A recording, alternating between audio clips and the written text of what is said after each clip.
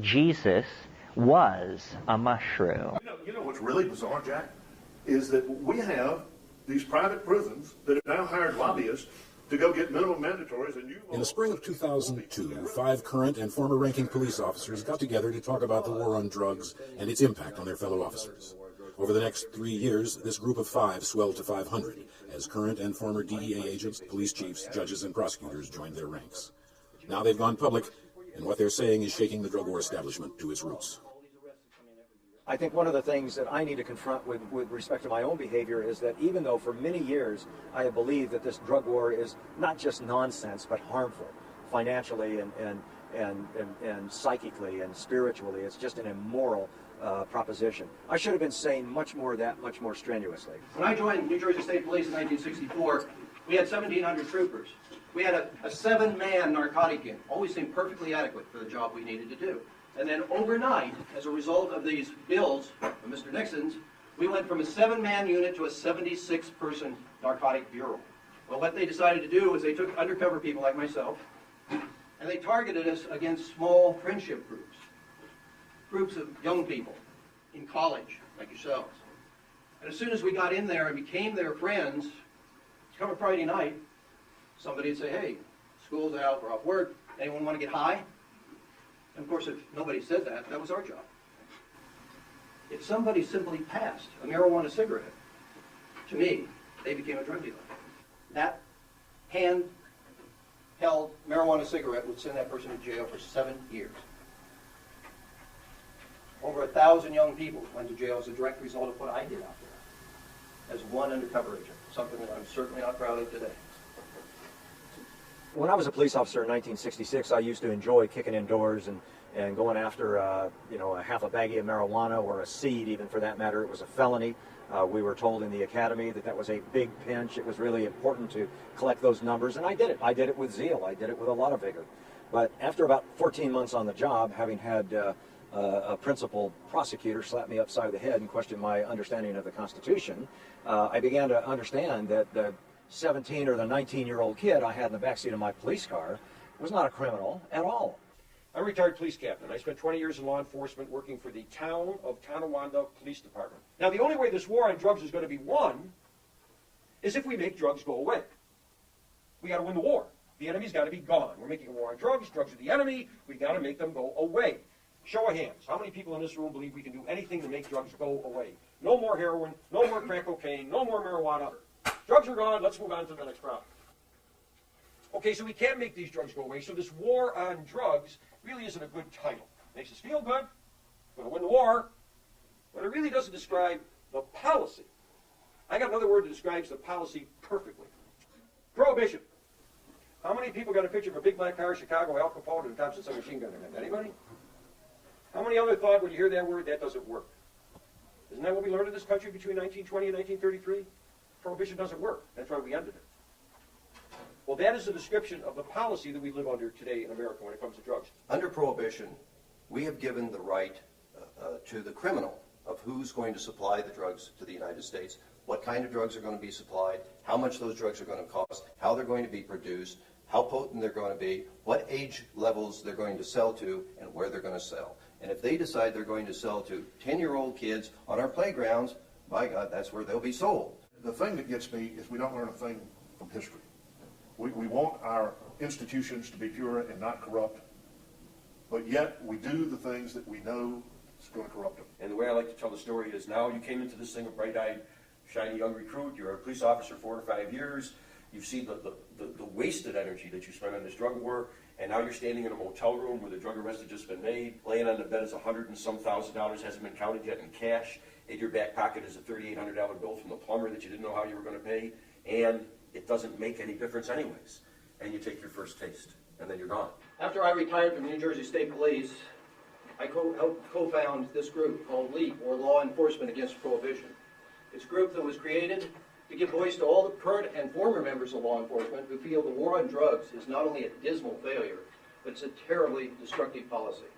I remember just going in, taking a small area of my community, and for all practical purposes, cordoning it off, completely cleaning it up, using some pretty sophisticated techniques, trampling all over the edges of the Constitution to do so, But I mean, really cleaning it up and getting all of the dope dealers out of there. And to my dismay, 90 days later, I had a Haitian group to move in from downstate. I had the Miami boys to move in from Jacksonville, and they were shooting machine guns and beating people mercilessly, and I wanted my old dope dealers back. We didn't have an illegal drug in this country until 1914, when we passed the Harrison Anti-Drug Act. Just before 1914, the government said, we have 1.3% of the people in this country addicted to drugs. God, we can't have that, right? So they passed this law. Now you fast forward 56 years to 1970, the beginning of the war on drugs. In 1970, the government said 1.3% of the population is addicted to drugs. Can't have it. Got to start a war on drugs.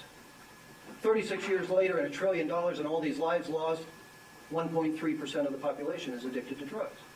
Have you ever woke up in the morning, turn on your TV set, and you see this wonderful picture on your TV? There will be a big, long table.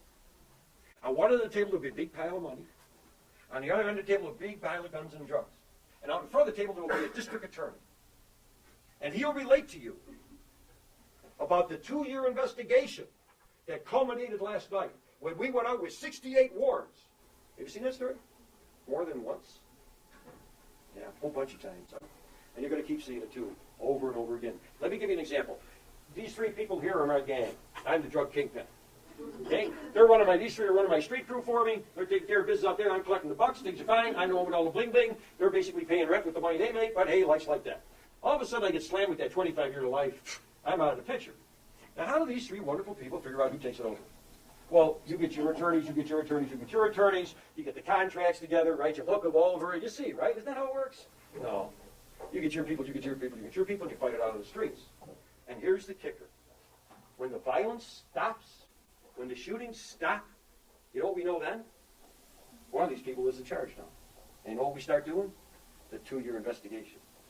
So in 2 years, we can have that wonderful television program with the big pile of guns, the big pile of drugs, the big pile of money. We can do it all over again. But you know what never changes? The availability of the drugs on the street. My name is Minch Lewis. I was city auditor in the city of Syracuse, New York. And at the end of my term, one of the last things that we did was a review of the cost of police services in the city. And that led us to discover that most of the money that the city spent for police services was related to drug-related arrests. You arrest a rapist, the rape stop. You arrest a bank robber, the bank robbery stop. What have you ever seen stop when you arrest a drug dealer or a drug user? Nothing. Nothing changes. Nothing changes. And the question really was, is that effective? Is that doing anything? Is that giving people any greater feeling of security when we're spending approximately $10 million a year to make these arrests? And the answer that we found after talking to people was no. This is not providing additional security. This is not giving them any greater feeling of belonging or security in their neighborhood. And if it isn't, then there must be a better alternative. Remove the profit motive. If you remove the profit motive, you can do away with almost all these problems. And how do you do that? Simply, to end prohibition, which can only mean one thing: legalize drugs. Legalize all drugs. Legalize them so that we can control them and regulate them and keep them out of the hands of our children. Drug legalization is not to be construed as an approach to our drug problem. Drug legalization is about our crime and violence problem.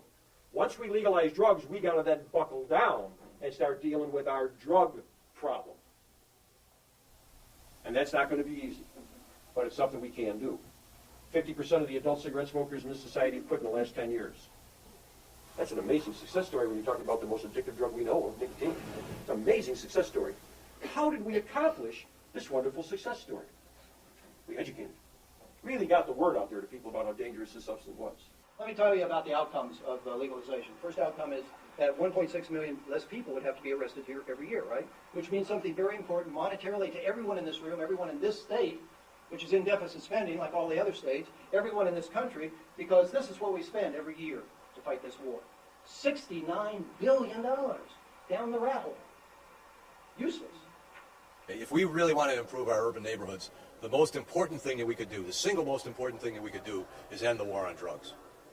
South Africa in 1993, under apartheid, They incarcerated 851 black males per 100,000. In the United States in 2004, under Prohibition, we incarcerate at the rate of 4,919 black males per 100,000. Now, how anybody could look at this and not see institutionalized racism, I don't know. I think the drug war has been arguably the single most devastating, dysfunctional, harmful social policy since slavery. I think it has devastated our communities. I think it has ruined the lives of so many of our fellow citizens.